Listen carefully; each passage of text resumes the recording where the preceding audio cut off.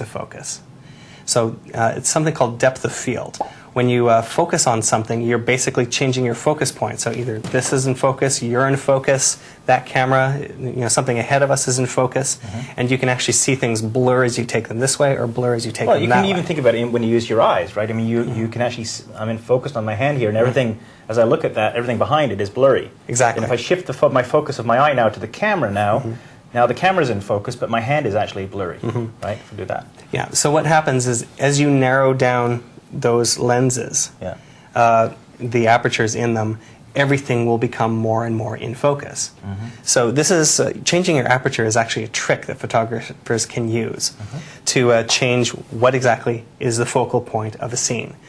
So in this one, we've got the thing wide open right now. What's open? The aperture is wide open. The aperture is wide open. Right, so it's at f3.5, and that's wide open for the lens I was using. Now you can get lenses that go even more wide open to f1.4 for something. You start paying more for ones that let in more light like that and open up the aperture that much more. Right.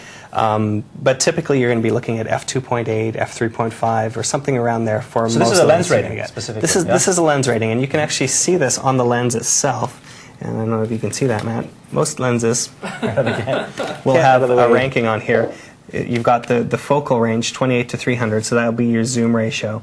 But then right after that, it's got 1 to 3.5 and to 6.3. So that'll essentially tell you what your aperture settings will be at this range and that range. So at 28 millimeters, which is zoomed all the way out so you can see the whole scene, you'll have an f3.5. Now this might be getting a little bit technical, but basically it's saying when you're zoomed out, you'll get more light in. When you're zoomed right in on something, you'll get less light into the barrel of the camera. So now just to show what that actually does, when you adjust your aperture setting, so you'll notice in this shot right now, we've got the bears in the foreground, pretty much in focus, and everything behind it is out of focus. So as we start moving this, it's actually kind of gradual, so you're not really going to see much of a difference as we move up here. But the most dramatic way to do this is just to go from this side all the way to this side. You'll notice now that pretty much everything in this shot is in focus. Yeah, I guess so. More so. The background's more Way in more focus. so. I mean, you'll still see some difference, but if you compare this to that, right. You'll definitely it's all much more sharper in the background now. It's much sharper in the background when you. And that's an effect of your aperture. That's an effect of your aperture. So as you narrow the aperture down, more of the background will become in focus. In focus. Okay. All right. So the trick that you can do is if you're shooting in program mode and it's determining that for you, and you're not getting focus on this. If you want to blur this out, for example, what you would do then is you would crank your aperture wide open, and then things on either side will go out of focus. Or if you want everything to be in focus, you want a landscape scene, you want you in the scene with everything in the background also in focus as well, then that's one way to accomplish that. Just crank it down. Cool. Okay. So that's aperture, and that's shutter, and then what else? Well, the other thing I wanted to mention on this is manual mode, essentially, if you know how to control both of these things. Manual still scares me, I got to admit, because you're choosing the settings for both the shutter and the aperture. You know what manual means to me? Get out the book and look at it. Yes. And you could look at the manual for this and still not know how manual mode is going to affect your shots unless you just go and play with it for a long time. But if you're getting an effect on this using aperture priority or shutter priority that's not quite what you're looking for, like it's too bright or it's too dark, then you can look at the settings you're getting with that shot and then go into manual mode and replicate it, but just tweak one way or the other to change that. I mean, for someone who really wants to learn photography inside and out, you'll want to go into manual mode and really play with that. But in general, you don't have to.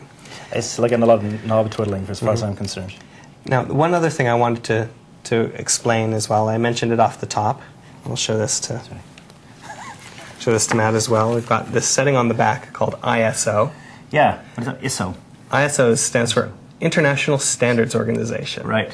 And it's just short. On the side of buildings, ISO 9001, we're certified. You know what? It's the same from the same thing. But ISO, in terms of cameras, what it's shorthand for is the sensitivity of your sensor in here or the sensitivity of your film. Yeah, because you can get like ISO 400 on the film or 200 or whatever it is, right? Right. Now, there was another way that you could ASA, refer to it. ASA. It was ASA. Same thing?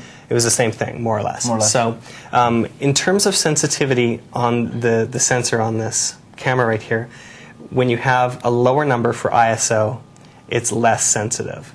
Now there's positives and negatives to that. Now a lot of new cameras are coming out with higher ISO ratings. So up until a couple of years ago, it went up to about 400 comfortably. Then it went to 800, then 1600. Now you have some cameras that go up to 3200 ISO, which means you can shoot nearly in the dark with these things. Very good if you want to shoot something in really low light. You're outside. There's not really a lot of ambient light, right. and you still want to capture something.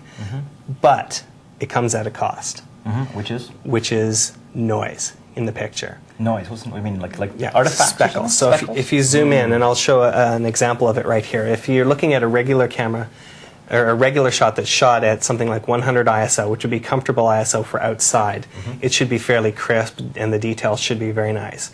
When you're going into something that's higher up, you're introducing more noise into it as the camera takes in more information. It just becomes more sensitive, and unfortunately that means it's getting some information that may not be exactly what you want to see. And as you crank it up to something like ISO 3200, you might have a blank scene, but as you zoom in, you'll see lots of little dots of red and green. And you may have seen this in some digital camera shots that you've already taken.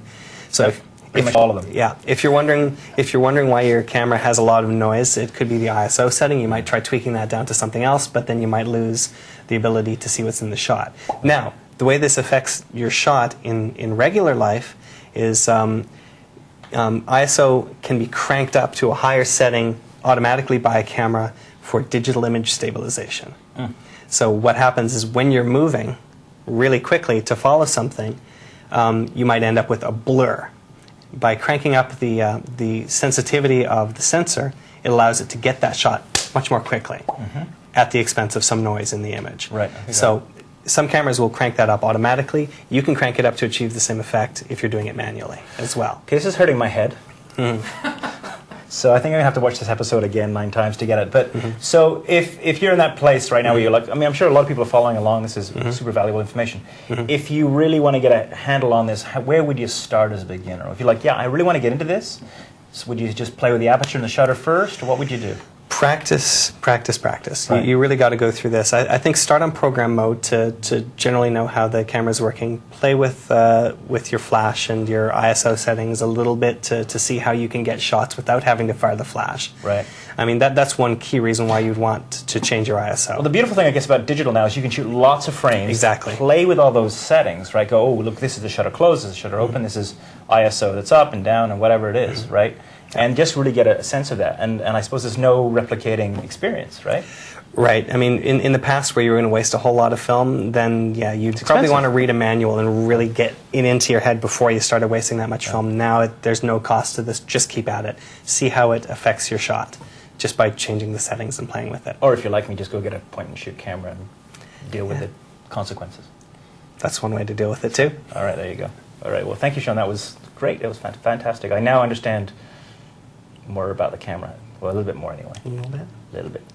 Super. Okay, good. All right, well, let's take a break. And when we come back, pictures. Coincidence? I think not. All right, that's after this.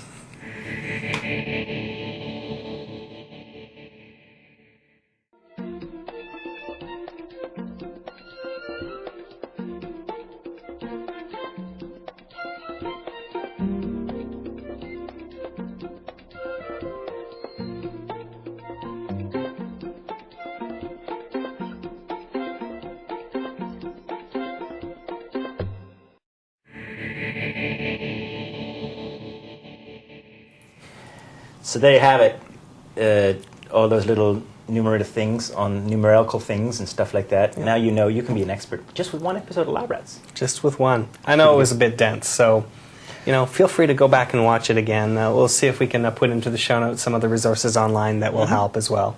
And hopefully we'll have already flashed some captions on that. It takes a lot of experience going on, but again, as you said, just get out there with your camera and try it. It's a bit dense like me. Oh. What's my ISO setting now? 0. All right, speaking of pictures, these people use their ISO and